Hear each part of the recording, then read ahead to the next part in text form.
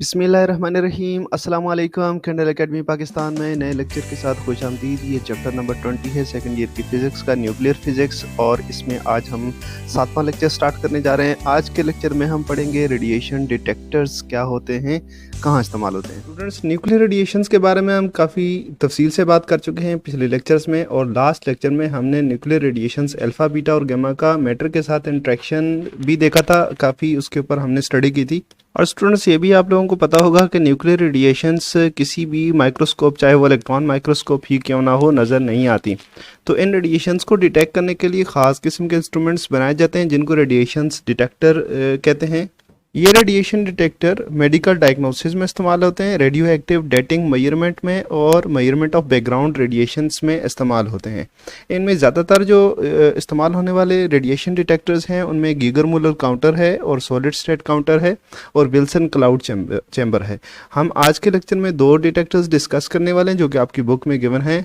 इनमें से एक गीगर मुलर काउंटर और दूसरा है सॉलिड स्टेट डिटेक्टर। तो आपके कोर्स में विल्सन क्लाउड चैम्बर नहीं है तो हम इसके ऊपर बात नहीं करेंगे।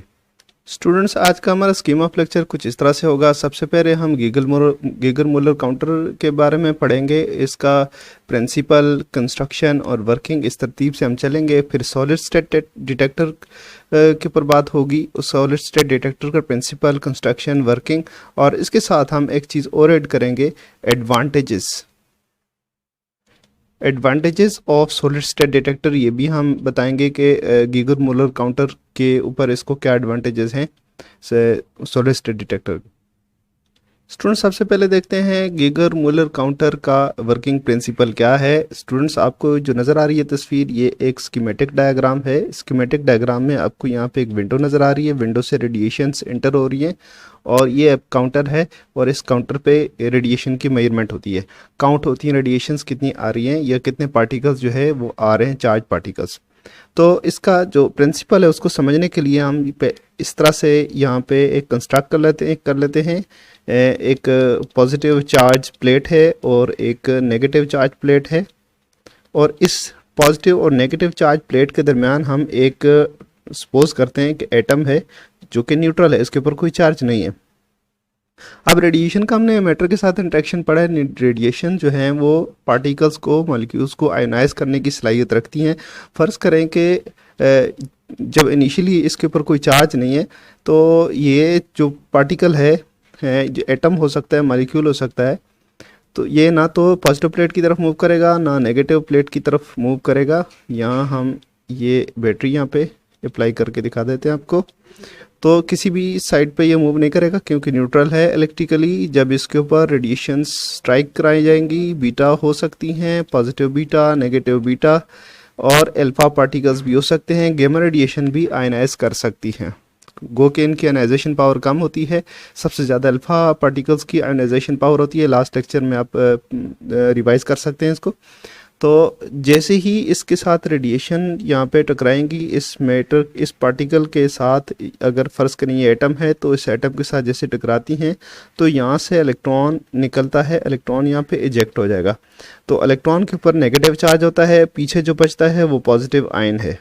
तो इनिशियली जब ये न्यूट्रल था तब तो इनको कोई भी प्लेट जो है अट्रैक्ट नहीं कर रही थी, लेकिन जैसे ही ये चार्ज के जो आयनाइज्ड पेयर बन गए हैं, एक इलेक्ट्रॉन यहाँ पे शिफ्ट हुआ है, एक पॉजिटिव आयन है, तो अब ये इस इलेक्ट्रिक फील्ड को रिस्पॉन्ड करना शुरू करेंगे।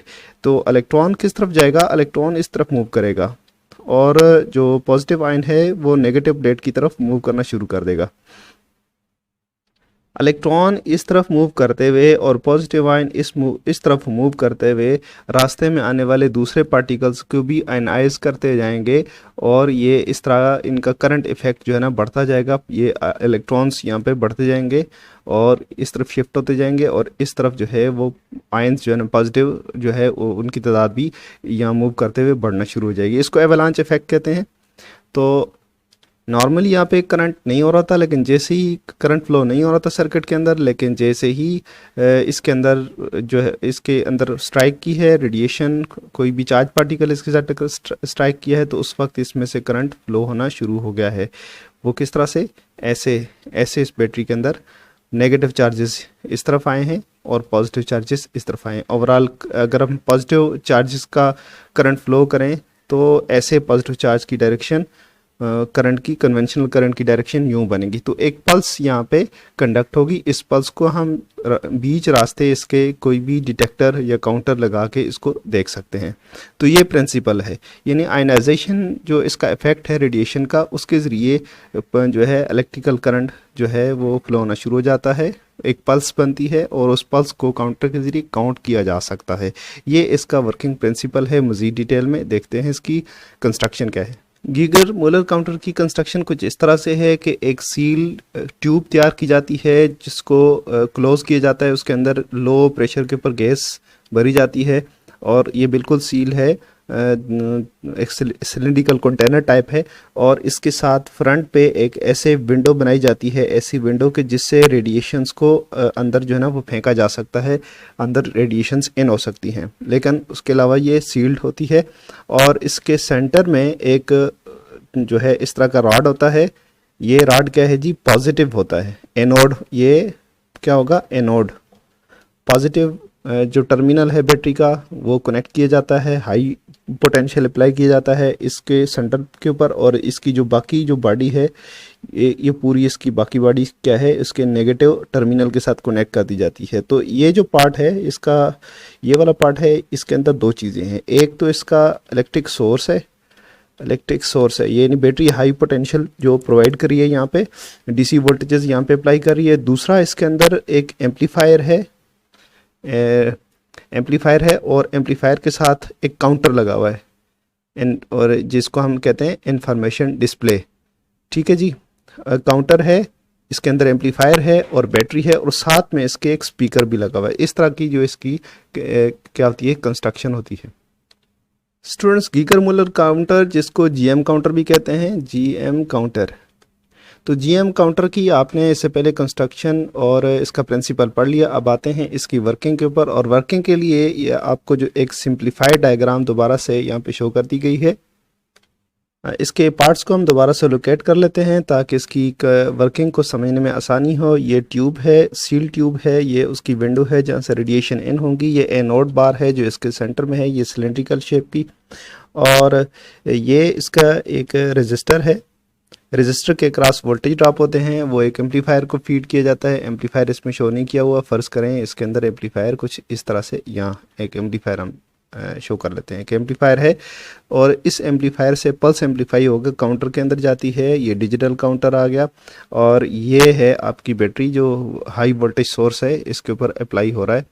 तो यहाँ पे पॉजिटिव टर्मिनल जो है इसके सेंटर जो में जो बार है उसके साथ कनेक्ट हुई है, और उसका आउटर जो कंटेनर है उसके साथ नेगेटिव टर्मिनल बैटरी का कनेक्ट अप हुआ है। तो अंदर वाला पार्ट इसका पॉजिटिव है, बाहर वाला इसका जो पूरा कंटेनर है ये नेगेटिव है।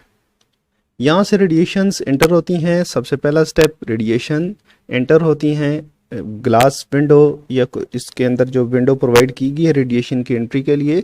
तो यहाँ से पहला स्टेप, रेडिएशंस यहाँ से एंटर होती हैं, और ये रेडिएशन एंटर होने के बाद जो इसके गैस के इसके अंदर जो गैस के मॉलिक्यूल्स हैं, ये गैस के जो पार्टिकल्स हैं या एटम्स हैं, उनके साथ टकराती है रेडिएशंस और उनको आयनाइज करती हैं।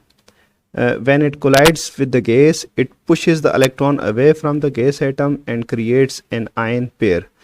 और एवलांच इफेक्ट इससे प्रोड्यूस होता है, यानी एक जब इलेक्ट्रॉन रिलीज होता है तो वो फर्दर किसी एटम के साथ टकराता है जाते हुए, तो उससे भी इलेक्ट्रॉन निकाल लेता है, तो जाते जाते वो अपने साथ इलेक्ट्रॉन इकट्ठे कर लेता है। तो एवलांच इफेक्ट इसको कहते हैं। तो इलेक्ट्रॉन जो हैं, ये देखें इलेक्ट्रॉन किस तरफ जा रहे हैं, कैथोड की तरफ ऐसे मूव कर रहे हैं, कैथोड की तरफ, और ये जो पॉजिटिव आयन है वो इस तरफ मूव करेंगे, ये पॉजिटिव आयन बचेंगे वो यहाँ मूव करेंगे।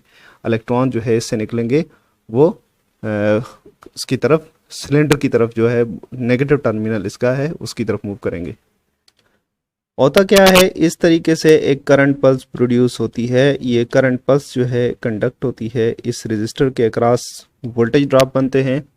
करंट जो है वो यहाँ पे जब इस रेजिस्टर से गुजरता है तो इसके क्रॉस जो वोल्टेज ड्रॉप हैं वो कपल की जाते हैं एक एम्पलीफायर को। एम्पलीफायर उनको एम्पलीफाई करता है, उस पल्स को इन्हांस करता है और एक डिजिटल काउंटर में देता है। डिजिटल काउंटर क्या करता है, उस पल्स को काउंट कर लेता है, और ये वोल्टेजेस अप्लाई किए हुए हैं।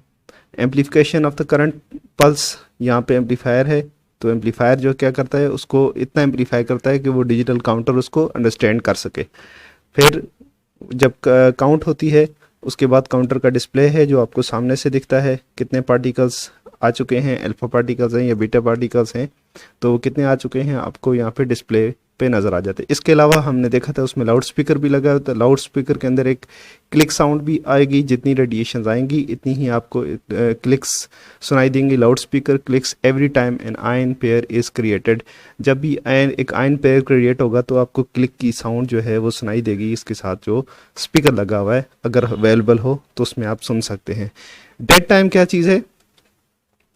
गीगर मुलर काउंटर का एक डिसएडवांटेज है इसका डेड टाइम। डेड टाइम क्या होता है? जब यहाँ पे देखें आप, यहाँ से इलेक्ट्रॉन रिलीज हुआ है तो इलेक्ट्रॉन ये है यहाँ से इस तरफ मूव करता है कैथोड की तरफ, और जो पॉजिटिव आयन बचता है वो एनोड की तरफ मूव करता है सेंट्रल कंडक्टर की तरफ।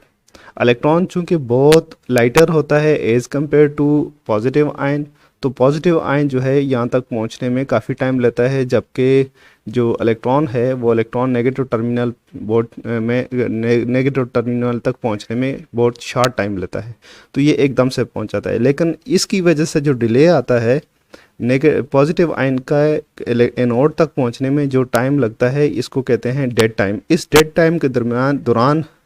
टाइम के दौरान अगर कोई और पार्टिकल एंटर हुआ है और उसने नॉक किया, इलेक्ट्रॉन नॉकआउट किया है, तो उसकी जो पल्स होगी उसको ये काउंटर रीड नहीं कर सकेगा। उस दौरान जो है इसकी ये काउंटर के पे डिस्प्ले नहीं हो सकता, तो ये इसका डेड टाइम कहलाता है। डेड टाइम जो लिमिटेशन है गीगर मुलर काउंटर की। इसके बाद सॉलिड स्टेट डिटेक्टर है। सॉलिड स्टेट डिटेक्टर क्या होता है? Solid state devices, PN junction active devices जो हैं जिनको हम कहते हैं, ये सॉलिड स्टेट डिवाइसेस हैं, और पीएन जंक्शन डायोड यूज़ होता है एज ए डिटेक्टर। तो बेसिक इसमें क्या चीज़ है? As a detecting particle, detecting जो इसका पार्ट है वो क्या है? वो पीएन जंक्शन है, PN junction diode. PN junction diode use होता है रिवर्स पोलैरिटी में। इस जबकि गीगर मुलर काउंटर में यहाँ पे एक ट्यूब यूज़ हो रही थी, तो पीएन जंक्शन डायोड यहाँ पे यूज़ होता है, इसलिए इसको कहते हैं solid state detector. Radiation detector in which semiconductor material such as silicon और germanium crystal constitutes the detecting medium. तो सिलिकॉन जर्मेनियम क्रिस्टल जो है उनके जो डोपिंग करते हैं उससे पीएन जंक्शन बनता है, उसको हम यूज़ करते हैं, ये डिटेक्टर होता है। आगे भी डिटेल इसकी पढ़ेंगे। Electron hole pair production at the PN junction by incident radiation होता है। यहाँ पे क्या है?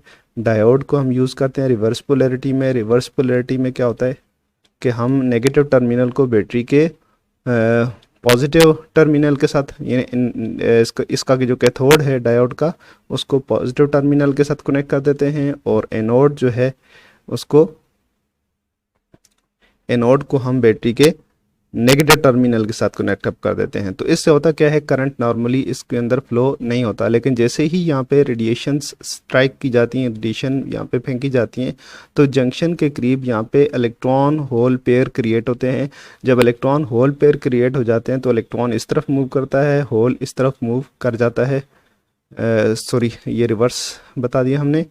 इलेक्ट्रॉन जो है होल इस तरफ मूव करेगा और इलेक्ट्रॉन इस तरफ मूव करेगा, तो इस तरह से एक करंट यहाँ पे प्रोड्यूस होता है, एक पल्स बन जाती है। बिल्कुल बाकी काम उसी तरह एक काउंटर उस पल्स को काउंट कर सकता है, काउंट कर लेता है, और एम्पलीफायर भी इसके अंदर यूज़ होगा जो पल्स को एम्पलीफाई करेगा ताकि काउंटर उसको अंडरस्टैंड कर सके। तो ये इसका प्रिंसिपल है, electron hole pair generation at the junction. तो ये इलेक्ट्रॉन होल पेयर जनरेट होता है रेडिएशंस की वजह से, और उससे करंट पल्स बनती है और करंट पल्स को काउंट किया जाता है। कंस्ट्रक्शन इसकी, बाकी इसका जो पार्ट है वो उसी तरह गीगर मुलर काउंटर की तरह ही है, बट ये जो इसका जो डिटेक्टर वाली साइड है उसमें आप ये इसको अंडरस्टैंड करें कि बैटरी लगी हुई है और एक जो पीएन जंक्शन है और रिवर्स पोलैरिटी में है, तो उसकी डिप्लेशन लेयर है वो वाइड हो जाती है। जब आप रिवर्स बायस में कनेक्ट अप करते हैं डायोड को, तो उसकी डिप्लेशन लेयर बढ़ जाती है। तो ये डिप्लेशन लेयर है, बीच में इतना सारा एरिया इसका ये बन गया है डिप्लेशन लेयर। तो ये स्पेशल डायोड्स होते हैं, ये आम डायोड नहीं होते जो एज ए डिटेक्टर यूज़ होते हैं, और इनको रिवर्स कन्फिग्रेशन में, रिवर्स बायस कन्फिग्रेशन में यूज़ किया जाता है। अच्छा, तो उसके बाद क्या होगा, जब यहाँ पे E इजिकल टू एच नहीं हो, एक फोटान आपको शो किया हुआ है यहाँ पे, जब फोटान यहाँ पे स्ट्राइक होगा तो डिप्लेशन लेयर में यहाँ पे क्या होगा, इलेक्ट्रॉन होल पेयर जनरेट होंगे। इलेक्ट्रॉन जो है इस तरफ एन टाइप मटेरियल है, यहाँ पे इस तरफ मूव करेगा और होल जो है इस तरफ मूव करने लग जाएगा। इलेक्ट्रॉनिक करंट को अगर आप कंसिडर करते हैं तो इसका आपको करंट का पाथ यूँ मिलेगा, इलेक्ट्रॉन यहाँ से मूव हो रहे हैं, बैटरी के अंदर जा रहे हैं, ठीक है जी, और यहाँ से इलेक्ट्रॉन वापस आ रहे हैं और ऐसे चक्कर आपको नज़र आएगा। अगर इलेक्ट्रॉनिक करंट कंसिडर करेंगे तो इस तरह से, अगर कन्वेंशनल करंट आप सपोज करें तो यहाँ से होल ट्रेवल हो रहे हैं और पॉजिटिव चार्ज यहाँ से आ रहा है नेगेटिव टर्मिनल के अंदर और यहाँ से आउट हो रहा है, यहाँ पे एन टाइप मटेरियल के अंदर एंटर हो रहा है। तो इस तरह एक करंट का साइकिल बन जाता है, एक पल्स बन जाती है। इस पल्स को फिर एम्पलीफाई करके काउंटर, डिजिटल काउंटर के अंदर दिया जाता है, डिजिटल काउंटर उस पल्स को काउंट कर लेता है। वर्किंग ऑलमोस्ट हमने वर्किंग भी उसकी कंस्ट्रक्शन के साथ पढ़ ली है, बट ये आपको जो तस्वीर नज़र आ रही है ये काफ़ी अच्छा आपको समझने में मदद देगी।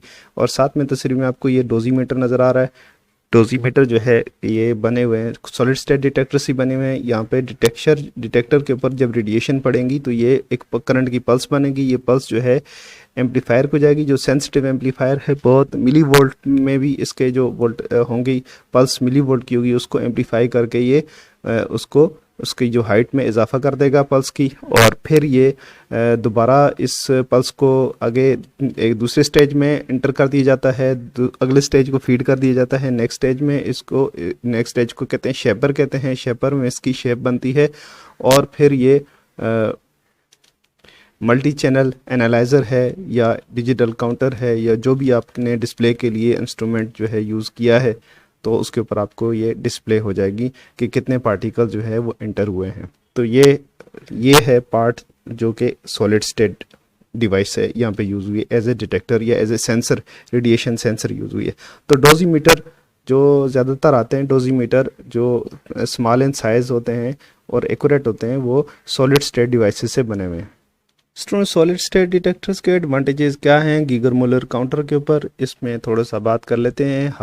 High counting rates of the order of 5 to power 5 into 10 to power 4 counts per second है, या फिर इसमें हम कह सकते हैं 3 इलेक्ट्रॉन वोल्ट या 3 to 4 इलेक्ट्रॉन वोल्ट तक भी एनर्जी हो अगर किसी पार्टिकल की, तो उसको भी ये डिटेक्ट कर लेते हैं। तो बहुत सेंसिटिव इनकी हाई होती है।